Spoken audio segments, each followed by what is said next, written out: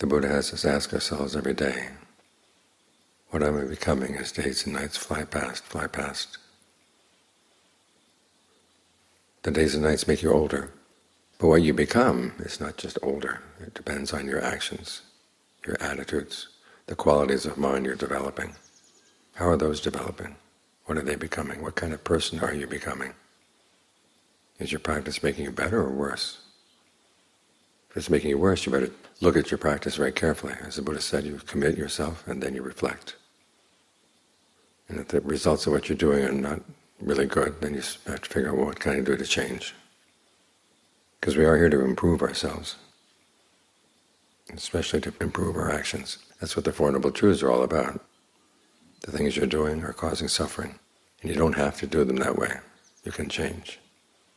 As the Buddha said, if we couldn't change our habits, couldn't change our qualities of mind, there'd be no point in this teaching.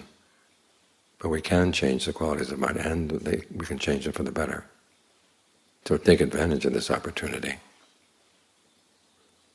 especially in a place like this where you have the opportunity to develop goodness in all kinds of ways, through your generosity, through virtue, through meditation.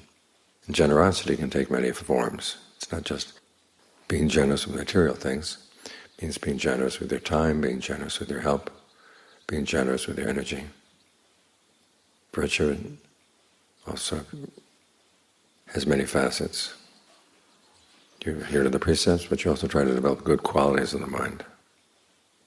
Qualities like contentment, modesty, persistence.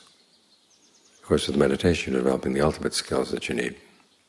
It's skills that allow you to see where you're causing suffering, where you don't have to, and how you can change. We borrow the Buddha's wisdom, but we have to make it our own as we apply it to ourselves. When he talks about concentration, what is he talking about? When he talks about mindfulness, when he talks about compassion, goodwill, what is he talking about? How do you find those things in yourself? How do you develop them? His words are meant as guideposts.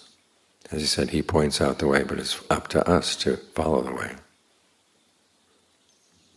So make sure you follow it right, and that you do become a better person as a result. Otherwise, it's like the example of the person twisting the cow's horn. You twist and twist and twist. You don't get any milk. You get tired. The cow gets harassed. Nothing gets accomplished.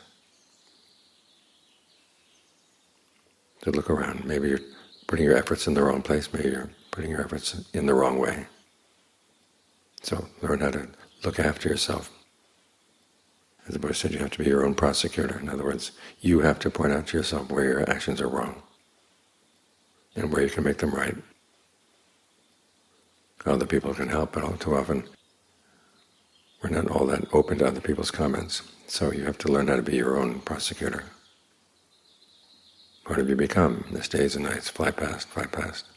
How are you going to answer that question in a way that you can be proud to answer it? Well, live your life in that way.